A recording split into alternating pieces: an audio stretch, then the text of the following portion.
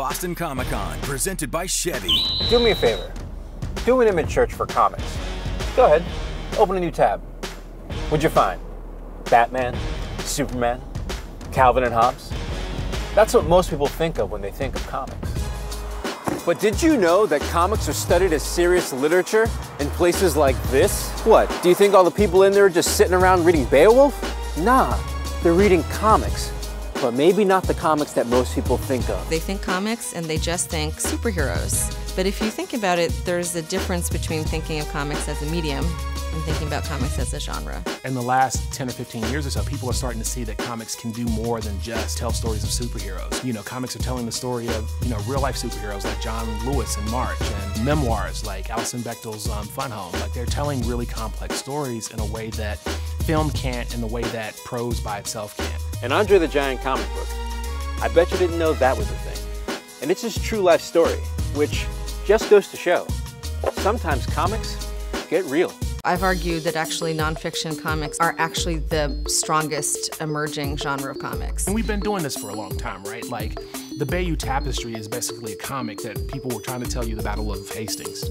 Illuminated manuscripts were about giving information to people who couldn't read. If most people have heard of one graphic novel, it's Mouse by Art Spiegelman. That work really created productive conversations, both about what drawing can do and also the sort of possibilities of drawing. A lot of the works that seemed to signal that comics were reclaiming adult audiences, works like Mouse, works like Watchmen. I mean, these are works that are really engaging with global politics. Indie comics, a lot of them present things to you that you may not have thought about. But sometimes they kind of get drowned out with the buzz of a movie. But then sometimes you get something like The Tick. It's an indie comic. Yeah, which I think is sometimes, as an independent artist, you're right next to the movie wing or the TV wing, and suddenly there's a flood of people in a line. They're like, hey, what's this comic?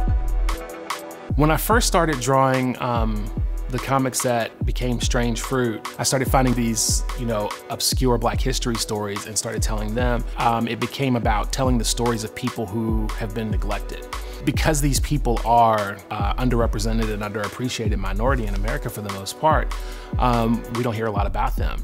And their stories are an integral part of what makes America America. That idea of rugged individualism, which is going off into the land and making a way in a place where no one's gonna help you and the government's not gonna intervene. For Black people and minority peoples in America, that was the entirety of America. For someone like Bass Reeves, who, was born a slave and became one of the most successful U.S. Marshals in American history, look at what he was, look at how people spoke about him, look at how they talked about him, look at how people respected him. When you take those kind of things and add them to the story of a Black man, it becomes a more amazing story. The case of comics coming from Syria is incredibly interesting to me.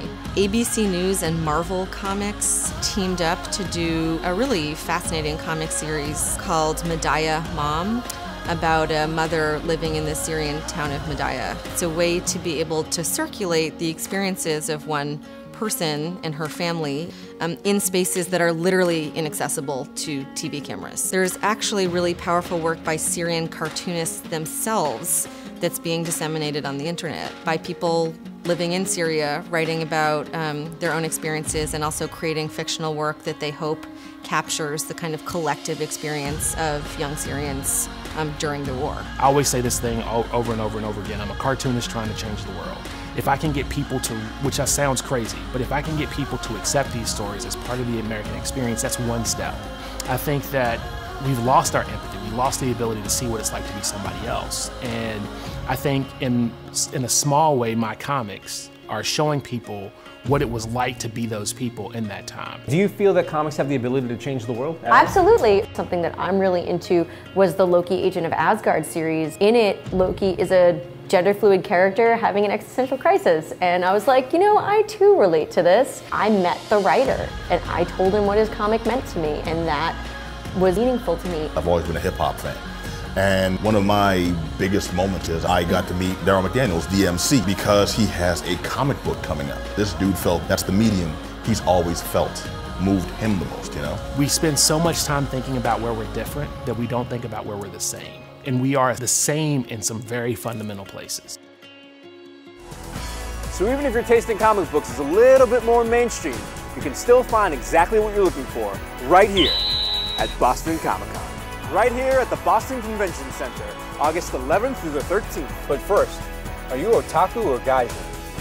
Find out as we explore anime and manga next time on the Secret Worlds of Boston Comic Con.